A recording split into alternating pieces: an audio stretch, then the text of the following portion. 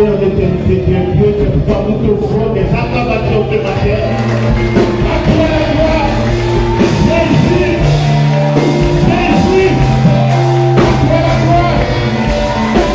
Sois célébré, béni soit. Alléluia. Voilà Jésus. Déclare-toi avec tes yeux que le règne de Dieu est venu vers toi ce matin.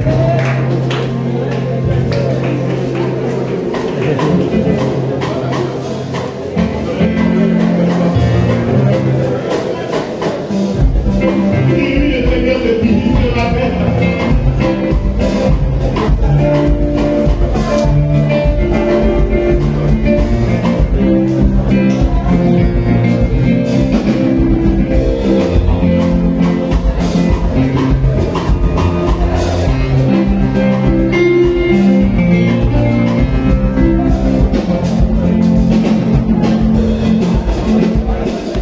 Il est le Tout-Puissant. Ce matin, vous êtes dans sa présence. Et je crois que tu ne sortiras pas de ce lieu sans que tu aies été visité fortement. Alléluia. Gloire à Jésus. Alors, ce but était plus spécial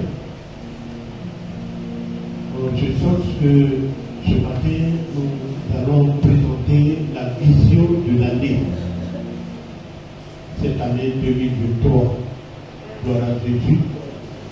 Quand je parle de la vision, je parle des projets de Dieu qui donne à cette communauté. Alléluia. Les projets que Dieu donne à cette communauté. Je parle aussi des objectifs que nous devons atteindre, la direction qu'il veut nous donner cette année 2023. Alléluia. Vous savez, l'Église aussi est comme un homme. Alléluia. Un homme doit avoir une vision. Quand l'année arrive, tu dois te fixer des objectifs à atteindre. Alléluia. Très souvent on dit aux gens bonne année, bonne année, bonne année, mais sans même qu'on te le souhaite déjà, tu dois savoir si ton année a été bonne. Alléluia. Parce que si tu t'es fixé des objectifs à atteindre, que tu as fait toi-même, tu t'es arrêté pour faire une évaluation par rapport à là où tu es arrivé, tu vas savoir si ton année a été bonne. Alléluia. Et c'est ce que vraiment nous allons faire ce matin. Alléluia. Je sais que l'année dernière, nous nous sommes fixés, le Seigneur nous a donné des projets, nous a fixé des objectifs à atteindre. Je crois que c'est l'occasion de faire un bilan de tout cela. Alléluia. Et puis encore, il va nous donner des projets. Alléluia. Des projets cette année, il va nous donner la direction. Gloire à Jésus-Christ. Je crois que ensemble, avec le conseil, vraiment, on a eu le temps vraiment d'être à l'écoute du Seigneur par rapport à son œuvre. Et cette année, Dieu est encore avec nous. Alléluia. Est-ce que tu vas regarder le Seigneur? Mais pour l'heure, nous allons écouter sa parole. Il a quelque chose à nous dire.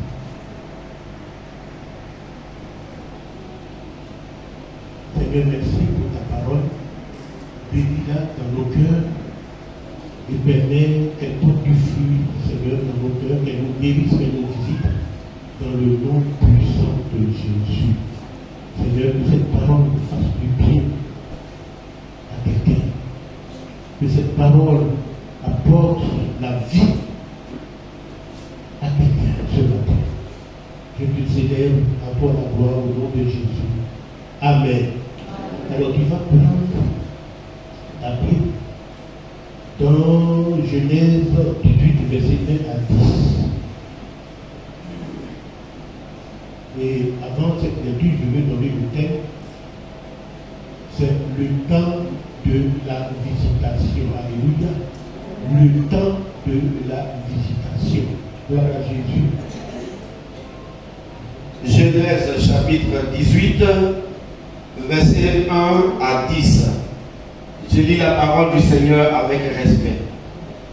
L'Éternel lui apparut parmi les chênes de Mamré, comme il était assis à l'entrée de sa tente. Pendant la chaleur du jour, il leva les yeux et regarda, et voici 3 hommes étaient debout près de lui. Quand il les vit, il courut au-devant d'eux. Il courut au-devant d'eux. Depuis l'entrée de sa tente. Depuis l'entrée de sa tente. Et se prosterna en terre. Et se prosterna en terre. Et il dit, Seigneur, si j'ai trouvé grâce à tes yeux, si j'ai trouvé grâce à tes yeux, ne passe point, je te prie, loin de ton serviteur. Permettez qu'on apporte un peu d'eau. Pour vous laver les pieds. Et reposez-vous sous ce table. Alors, j'irai prendre un morceau de pain. Pour fortifier votre cœur. Après quoi, vous continuerez votre route. Car c'est pour cela que vous passez près de votre serviteur.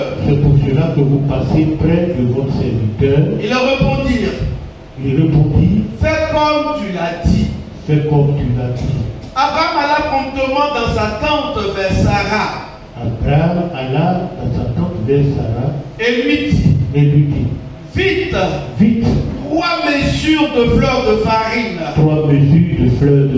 Pétris et fais des gâteaux. Et Abraham courut à son troupeau. Prit un veau tendre et bon.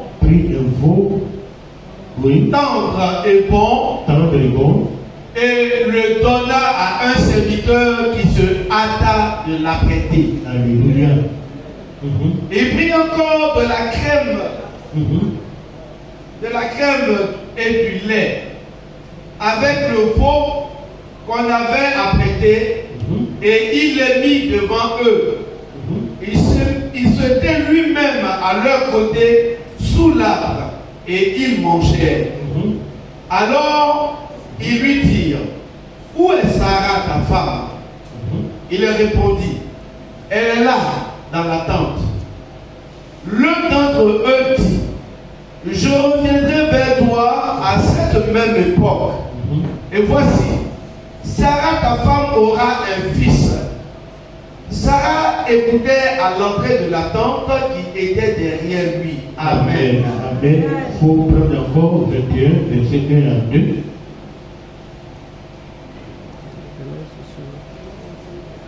Verset 1 à 3, 21, Genèse 21.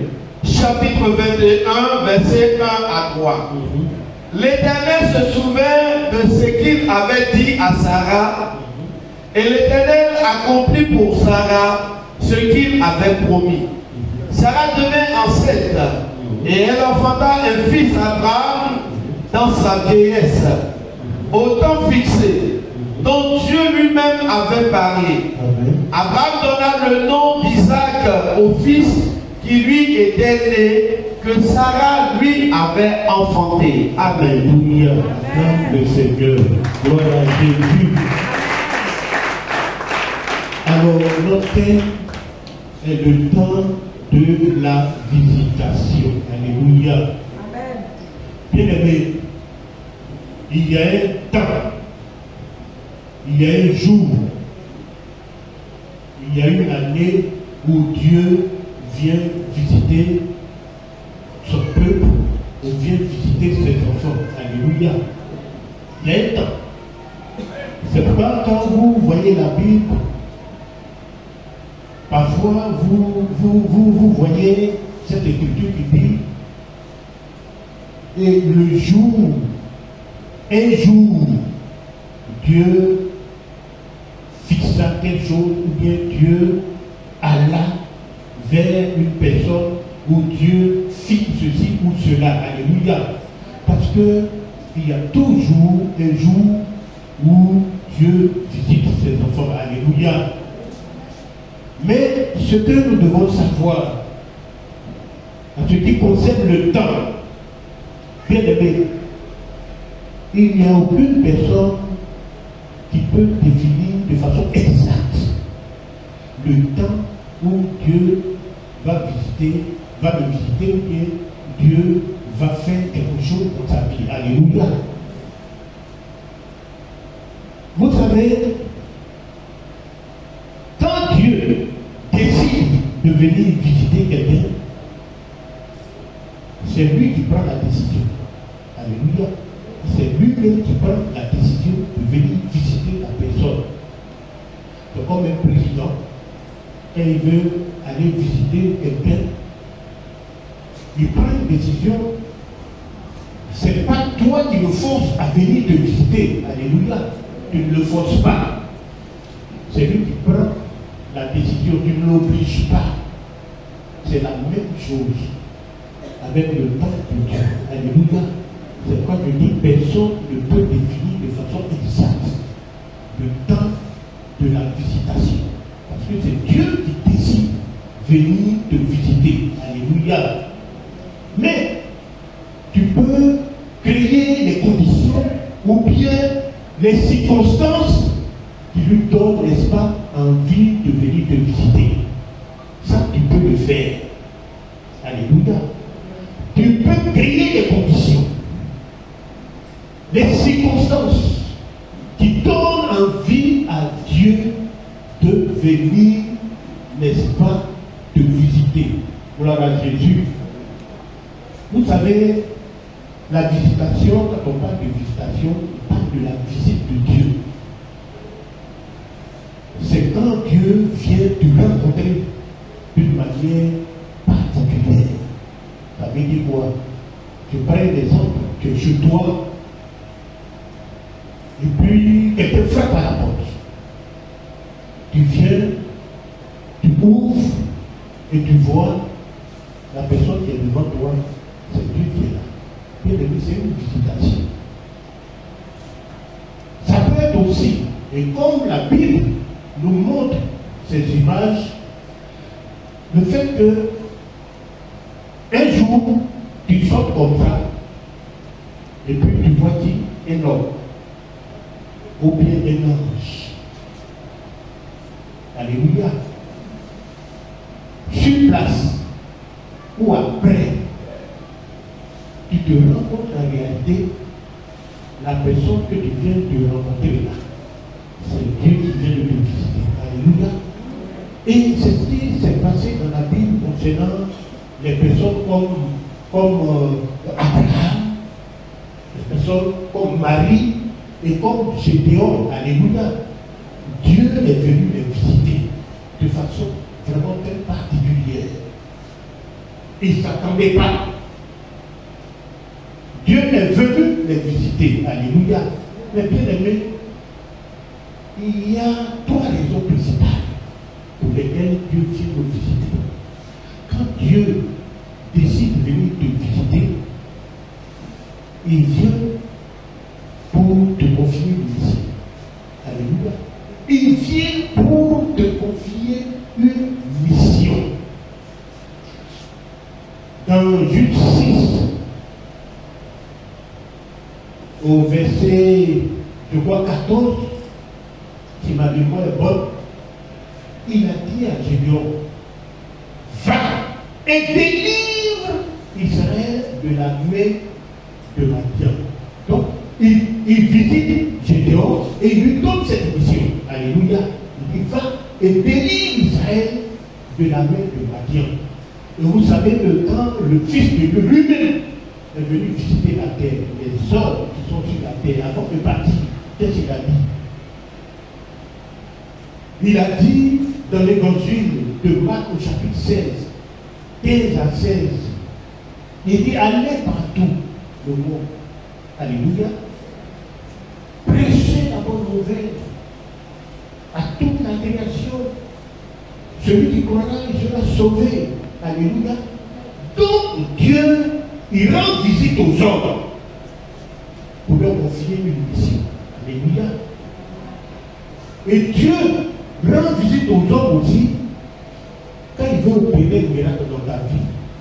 Ou quand il veut t'accorder une grâce particulière. Un jour, l'ange est venu visiter Marie, il lui a dit, je vous salue Marie. Pourquoi? Parce que Dieu t'a accordé une grâce extraordinaire. Alléluia. Alors je prie que cette année, Dieu t'accorde une grâce extraordinaire. Alléluia. Alléluia. Que Dieu t'accorde une grâce extraordinaire. Une grâce qui va te faire enfanter ton miracle au nom de Jésus. Alléluia.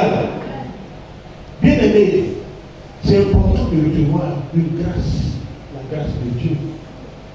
La Bible nous dit dans le livre d'Esther qu'il y avait une loi portant peine de mort pour quiconque entre dans la présence du roi sans avoir été appelé. C'est-à-dire, si le roi t'a pas dit viens, si tu mets les pieds devant lui, on te tue. Et notre sœur Esther avait eu un problème. Ce n'était même pas son jour de se présenter devant le roi. Qu'est-ce qu'elle devrait faire? Elle a pris son courage des deux mains. Elle a dit, sans que le roi n'ait appelé Esther dans sa présence. Esther est partie. Le roi était assis. Quand elle a paru, quand le roi l'a vu, le roi lui a tendu son sceptre d'or, qui est le symbole de sa grâce. Alléluia. Alléluia. Bien aimé, cette année, c'est notre année de grâce. Alléluia. C'est ton année de grâce. Alléluia. Dieu va te favoriser avec sa grâce au nom de Jésus. Alléluia. Pas parce que tu as fait un acte de mérite, ou bien que tu es meilleur que les autres. Mais la grâce de Dieu va te favoriser cette année au nom de Jésus. Alléluia. Et la troisième raison principale, c'est quand Dieu veut rappeler à un homme ses promesses, les promesses qu'il a faites. Alléluia. Dieu t'a fait une promesse. Et la promesse tarde à s'accomplir. Alléluia. Et comme la promesse tarde à s'accomplir, tu commences à être découragé. Tu es découragé, tu attends. Et Dieu donc vient, et il vient pour me dire, mon fils, ma fille, je ne t'ai pas oublié. Je n'ai pas oublié cette promesse. Alléluia. Et Dieu vient rendre visite pour rappeler aux hommes qu'il n'a pas oublié la promesse qu'il a faite sur leur vie. Alléluia. C'était le cas d'Abraham. Il dit un jour, il dit à Abraham, quitte ta maison, va dans un pays que je vais te montrer. Il fait cette promesse à Abraham. Il se révèle encore à Abraham, il lui dit, Abraham, je rendrai ton nom très grand. Et tu seras le père d'une multitude. Gloire à Jésus. Et toutes ces promesses, le temps de cette promesse-là, jusqu'à là où on a lu le texte là, de Genèse 18, verset 1, bien aimé, quand on fait le calcul, Abraham a passé 25 années. 25 années. Donc, Dieu vient pour lui dire, Abraham, écoute, je n'ai pas oublié la promesse que je t'ai faite. Alléluia. Je suis venu te dire que je n'ai pas oublié. Ce matin, je veux dire à quelqu'un, quel que soit le temps, attends la promesse de Dieu. Le Seigneur ne t'a pas oublié. Il ne t'a pas du tout abandonné. C'est vrai, la situation peut être difficile. Mais le Dieu que je connais, il tient toujours ses promesses. Alléluia. Est-ce que tu peux acclamer le Seigneur? Donc, pour ces trois raisons, alléluia, Et la Bible nous dit que le Seigneur vient pour voir Abraham et rappeler à Abraham que la promesse qu'il lui a faite, il va la tenir. Alléluia. Parce qu'il n'est pas un homme pour mentir. Ce qu'il dit se réalise. Gloire à Jésus. Mais ce qui vraiment, bien aimé, nous donne d'avoir un enseignement dans ce texte-là, dans cette histoire, c'est l'attitude d'Abraham au moment de la visitation. Gloire à Jésus. Alléluia. La Bible nous dit que le Seigneur a trouvé Abraham devant sa porte, alors qu'il faisait très chaud. Abraham était devant la porte alors qu'il faisait très chaud. Il était assis. Bien aimé, Dieu visite les personnes qui sont assises pendant qu'il fait chaud. Alléluia. Pendant qu'il fait chaud là, c'est les personnes qui sont assises là que Dieu visite. Alléluia. Je veux dire quoi?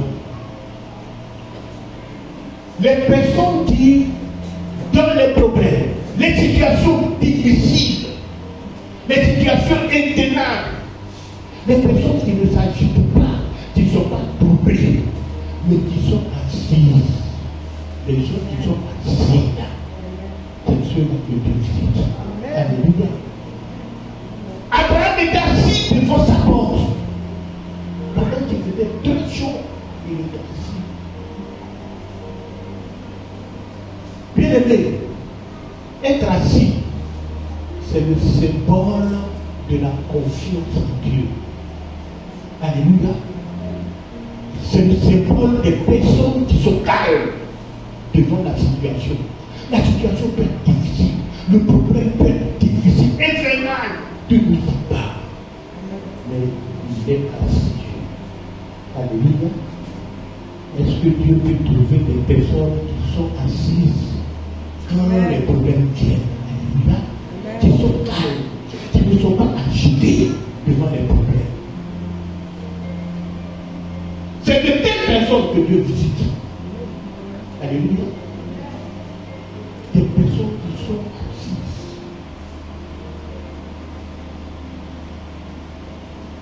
Vous savez, le calme est la conséquence de notre confiance en Dieu. Le calme est la conséquence de notre confiance en Dieu. Quand tu vois quelqu'un qui est dans les problèmes, dans les difficultés, et puis il est calme. Il est calme.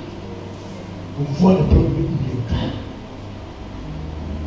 Bien aimé, c'est la confiance en Dieu. Alléluia. Vous savez, les troubles, les agitations, c'est quand tu perds ta confiance en Dieu. Quand ta confiance en Dieu est perturbée par le problème. Quand tu vois une personne qui est agitée, tu vois une personne qui est troublée devant la situation, tu ne sais pas quoi faire, qui s'agite, c'est que ta confiance en Dieu est, n'est pas perturbée par la situation. Alors je prie ce matin que l'Esprit de Dieu vous donne d'être assis devant n'importe quelle situation de votre vie au nom de Jésus. Alléluia. Quel que soit le problème, bien aimé, garde tout ton calme. Garde ton calme. Alléluia. Gloire à Jésus. Et la Bible nous dit,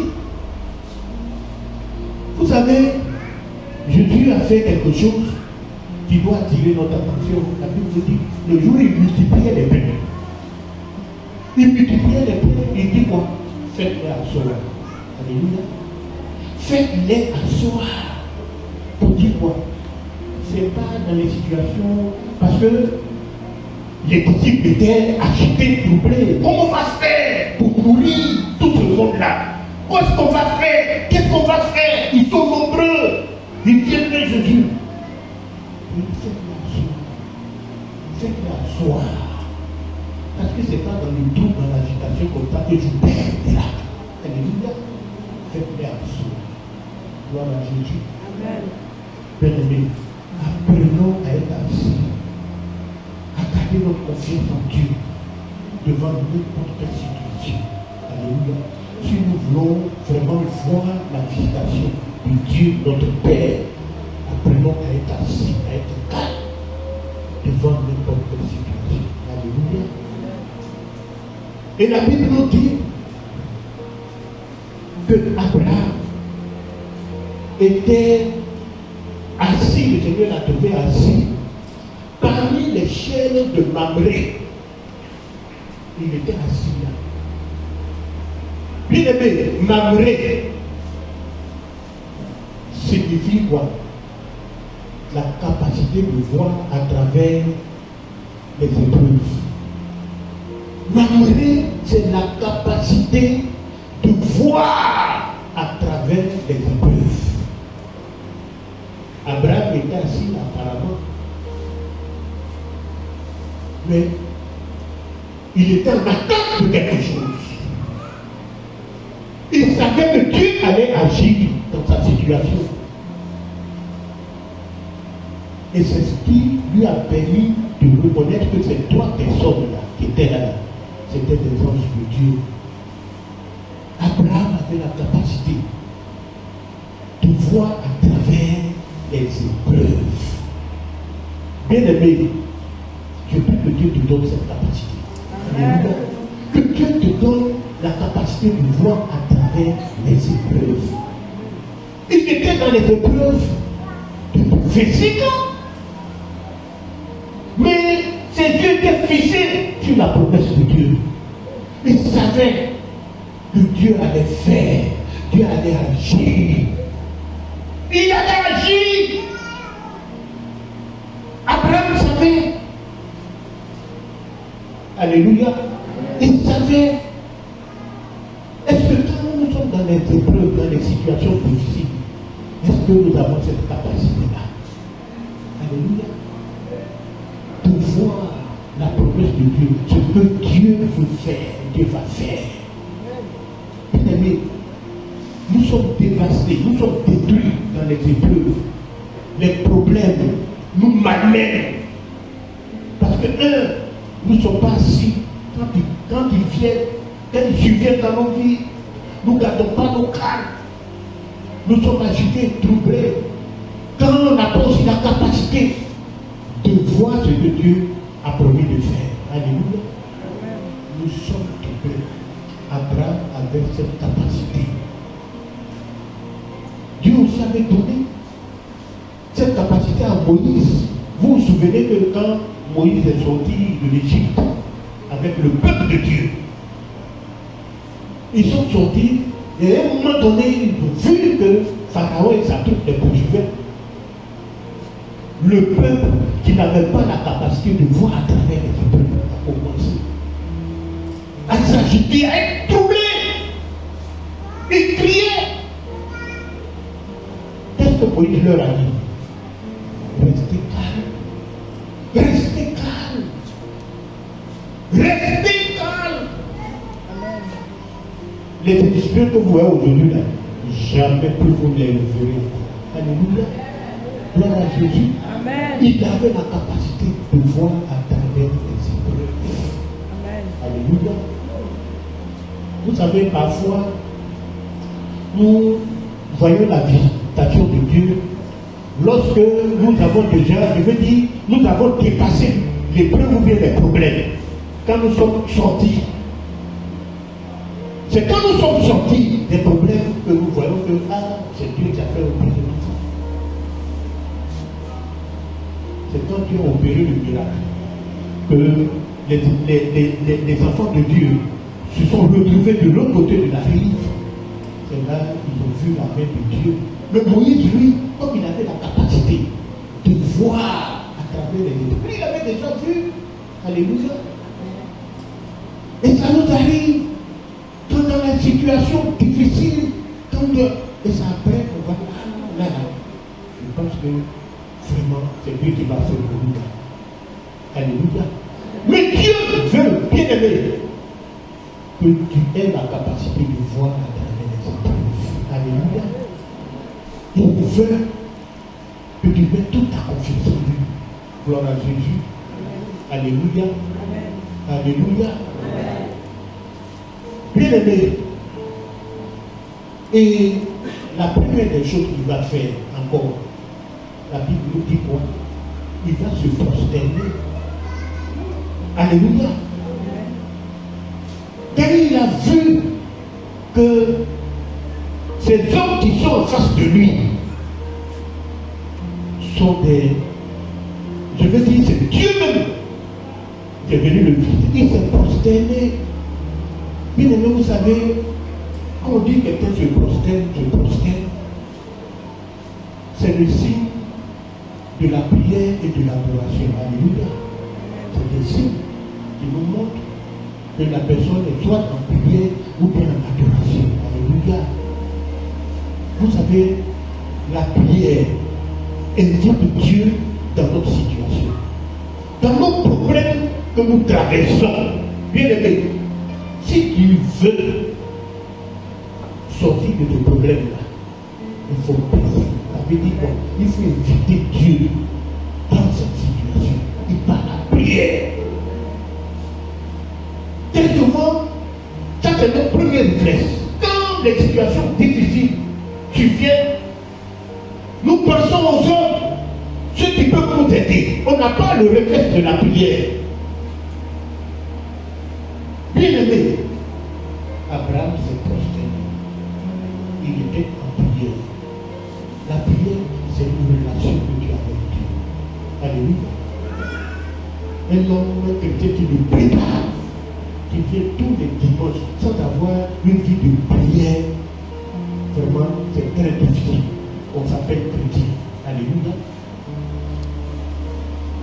Parce que notre source, c'est Dieu. Et c'est par la prière que nous sommes en contact et en relation permanente avec Dieu.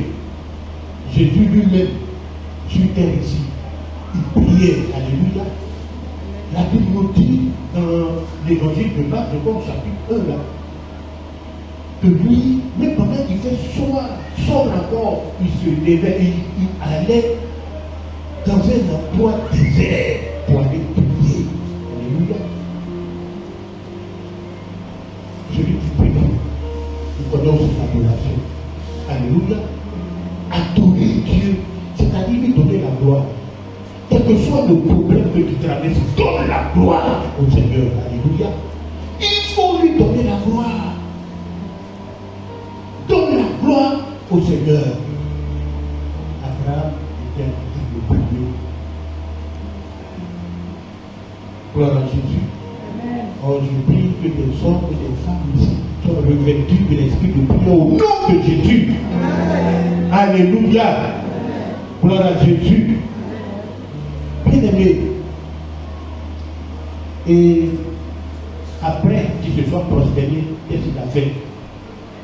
Il dit, je vais vous laver les pieds. Je vais vous laver les pieds. Bien aimé. C'est-à-dire quoi? Je vais vous servir. Je vais vous laver les pieds.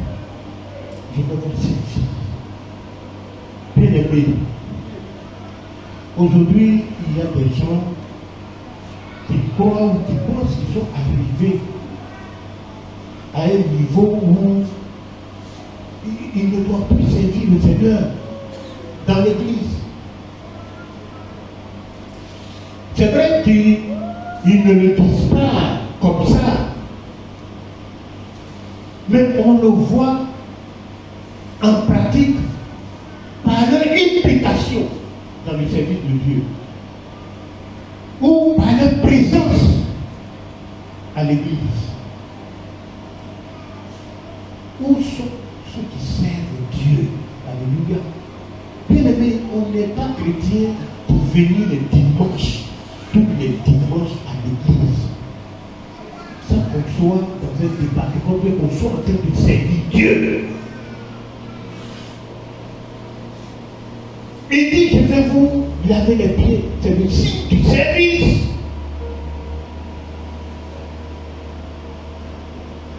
C'est pour Dieu. Soyez engagés dans la maison de Dieu, dans nos départements. La dernière fois, le dimanche dernier, je vous disais qu'il n'y avait plus personne. Je veux parler de...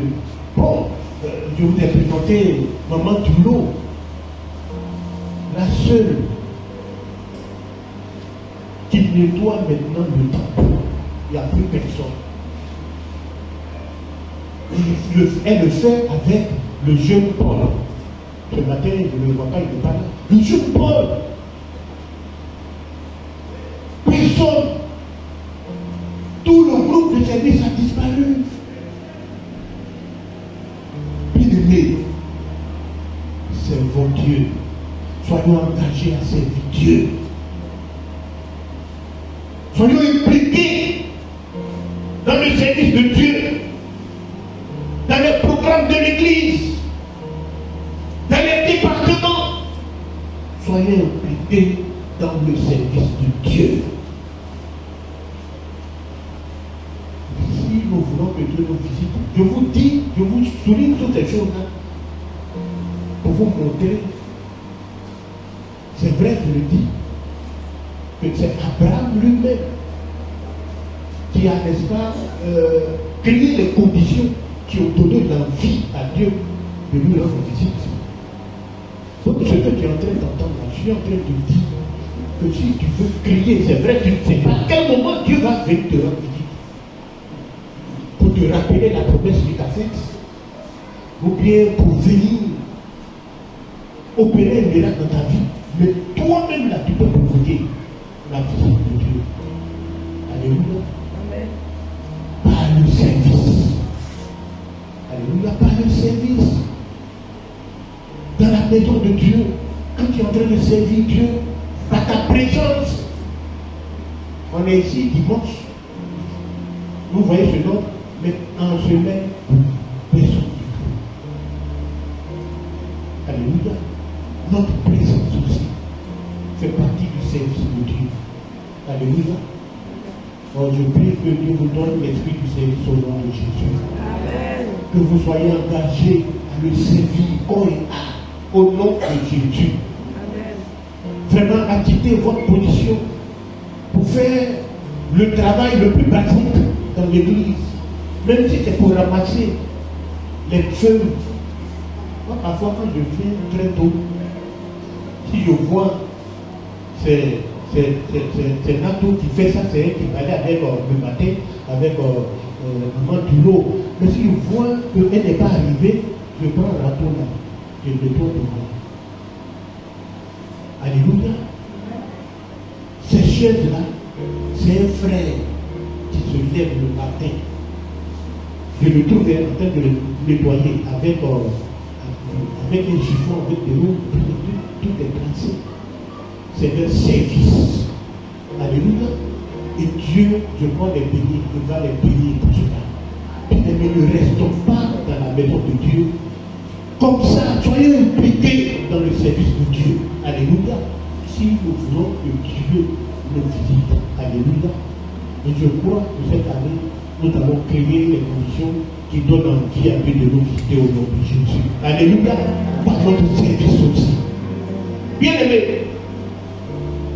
la Bible nous dit que Abraham a fait quoi? Il allait apprêter quelque chose pour donner à ses étrangers.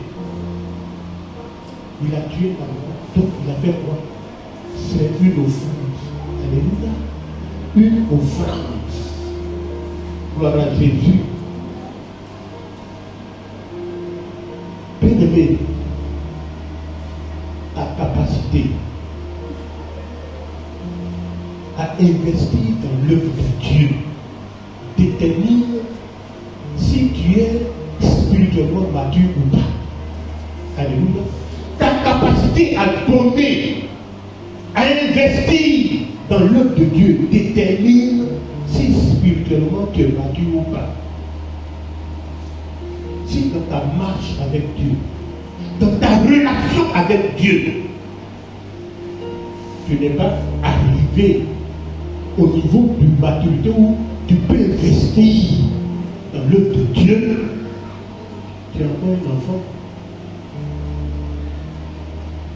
Bien aimé, si tu veux provoquer la bénédiction habitation de Dieu, il faut avoir la capacité d'offrir à Dieu, d'investir dans l'œuvre de Dieu. Alléluia. D'investir dans l'œuvre de Dieu. Si tu veux que Dieu te visite, il faut savoir toucher Dieu avec ton argent. Alléluia. Avec tes souffrances. Alléluia. Parce que c'est vrai, ce côté-là dérange. Mais c'est pourquoi ça dérange? Parce qu'il y a certains serviteurs qui vraiment ne présentent pas la vérité de ce côté-là. Mais bien aimé, c'est une vérité. Gloire à Jésus. Alléluia. Amen. Mais c'est pas ton offrande que tu provoques la visitation de Dieu. Tu provoques le miracle de Dieu. Alléluia. Amen. Regardez Salomon. La Bible nous dit qu'il allait offrir, il était à Gabaon, il a offert l'huile holocauste sur l'autel de Dieu. Et la même nuit, là, Dieu l'a visité. Il lui a dit, demande ce que tu veux que je te donne. Dieu était tellement touché. Il lui a dit, demande. Imagine un instant, Dieu vient te dire, demande ce que tu veux que je te donne. Ce que tu veux que je te donne. Mais qu'est-ce qui a touché le cœur de Dieu? C'est l'offrande. C'est l'offrande qui a touché le cœur de Dieu. Alléluia. C'est l'offrande. Bien-aimé, si tu entends dans la maison de Dieu qu'il y a un projet, il faut chercher à investir aussi. Si tu veux provoquer le miracle de Dieu, la bénédiction de Dieu, alléluia. Si tu veux provoquer la visitation de Dieu, il faut investir. Gloire à Jésus. Il faut investir. Vous savez, la Bible nous dit quoi? Honore l'Éternel avec tes biens. Nous voulons vraiment venir dans la maison de Dieu, demander sa bénédiction pour sa guérison, mais l'honorer avec nos biens, c'est une difficulté. Mais si tu es à ce stade-là, à ce niveau-là, tu es encore enfant, tu n'es pas lui-même spirituellement. Il y a beaucoup de choses qui te manquent pour aller dans la révélation du Seigneur. Alléluia. Gloire à Jésus. Amen. Vous savez, pour vous dire que l'offrande provoque, n'est-ce pas, la bénédiction de Dieu. Regardez, la femme que Élie a rencontrée dans sa Sarepta, il avait quoi? La Bible nous dit que c'était un temps de famille où il y avait vraiment la faim. Et Élie trouve cette femme-là et lui dit, bon, il faut me faire quelque chose à manger. La femme lui dit, je ne veux pas grand-chose. Petite farine avec un peu d'huile. Dans mon pot et dans ma cruche. Comme nous sommes en temps de faim là, mon fils et moi, quand nous allons manger, après on va mourir. Parce qu'on a brûlé. Élie lui dit quoi? Il lui dit, j'ai compris, il faut faire ça pour moi d'abord. Après, il a fait ça pour toi et ton fils. La Bible dit quoi? Vous savez, ce genre de sacrifice, offrande, on les appelle des offrandes sacrificielles. Alléluia. Alléluia. Arrivons à faire ce type d'offrande-là à Dieu. Des offrandes sacrificielles investies. Alléluia. Et quand cette femme a obéi, qu'elle a fait, la Bible nous dit que l'huile n'a pas monté dans la farine, l'huile n'a pas diminué dans son pot, la farine n'a pas monté aussi dans sa maison. Alléluia. Parce qu'elle a su provoquer Dieu, elle a su toucher le cœur de Dieu avec son offrande. Les gens pensent que, comme les faux prophètes, bon, les barbailleurs dont on parle, c'était une chose. Mais il y a une vérité, c'est parce qu'ils contournent la chose pour s'attirer. J'ai envie de dire la malédiction de Dieu sur le vie. Parce que quand tu contournes ce que Dieu a fait, la malédiction tombe sur ta vie. Mais sinon, Jésus, la Bible nous dit que, je crois dans l'évangile de Marc au chapitre 12 à partir du verset 41 et de Luc 21 à partir du verset 2, la Bible nous dit que Jésus était assis vis-à-vis du trône, c'est-à-dire là où on donne, comme ça. Il était là. Et puis les gens venaient donner, comme ce matin. Il y avait des riches qui ont donné. Donc, et Jésus a été touché par une offrande sacrificielle. Bien aimé, l'offrande là, c'est parce que, tu vois, dans ton cœur, le diable sait que ta délivrance peut venir aussi de là. Alléluia. C'est une clé de bénédiction. C'est pourquoi les gens sont attachés à ce qu'ils sont. Donc, les riches sont venus déposer, et puis une femme vient, une veuve, la Bible précise, une veuve vient déposer 2 pièces, 2 petites pièces. Et Jésus dit devant tout le monde que c'est cette femme-là qui a donné plus que tout le monde. Parce qu'elle a donné moi de son nécessaire. Tout ce qu'elle avait pour vivre là, c'est ça qu'elle a donné. Offrande sacrificielle. Alléluia. Jésus a réagi par rapport à son offrande sacrificielle. Bien aimé, ce genre, ce type d'offrande-là peut ouvrir de grandes portes. Pour ouvrir les portes qui sont fermées au-devant de toi. Ta situation est fermée. Bien aimé, une offrande peut déclencher. Une offrande à Dieu. Alléluia. À Dieu. C'est pourquoi je vous encourage. Quand tu as un projet dans sa maison, bien aimé, de ne pas rester indifférent. Battez-vous et prenez votre part. Vous verrez la gloire du Seigneur. Le Seigneur va vous visiter. Alléluia. Gloire à Jésus. Alléluia. Et la Bible nous dit que quand Abraham a fini de faire toutes ces choses, ça a tellement touché Dieu, son offrande. Vraiment, il était assis dans les chaînes de Mamé, devant la situation difficile. Il a reconnu, il sait que Dieu n'est pas un homme pour mentir. Il va faire quelque chose. Toute cette attitude-là, quand il a fini, puis il a donné. Il sait Dieu, il a donné. Fais une offrande. Il a tellement touché Dieu que le Seigneur dit, je reviendrai. Je vais te voir. Et à cette même époque-là, tu auras la récompense. Alléluia. Alléluia. Alléluia. Alléluia. Mais qu'est-ce que Abraham a fait pour provoquer toutes ces choses? C'est ce que je vous ai énuméré. Alléluia. Je le répète, on ne sait pas. Parce que c'est Dieu qui décide. Tu ne peux pas obliger Dieu à venir te visiter. Mais tu peux créer les circonstances et les conditions qui lui donnent envie de venir te visiter. Alléluia. Bien aimé, ce matin, je prie que cette communauté vraiment puisse provoquer, attirer la présence de Dieu, la visitation de Dieu, par nos prières, par notre service, par notre adoration et par nos offrandes. Gloire à Jésus. Amen. Et par nos offrandes. Cette année, c'est une année de service. Alléluia. Une année d'adoration.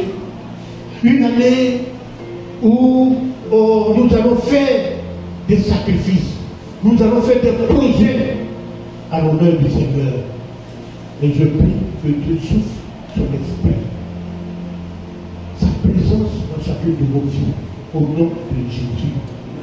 Que cette parole, comme Abraham l'a vécu, que cette parole nous touche et que nous puissions recevoir la visite de Dieu. Que Dieu visite ta vie au nom de Jésus. Et que toutes ces situations qui t'ont fait pleurer soient derrière toi au nom de Jésus. Que la situation de maladie qui t'a fait pleurer soit derrière toi cette année 2023 au nom de Jésus.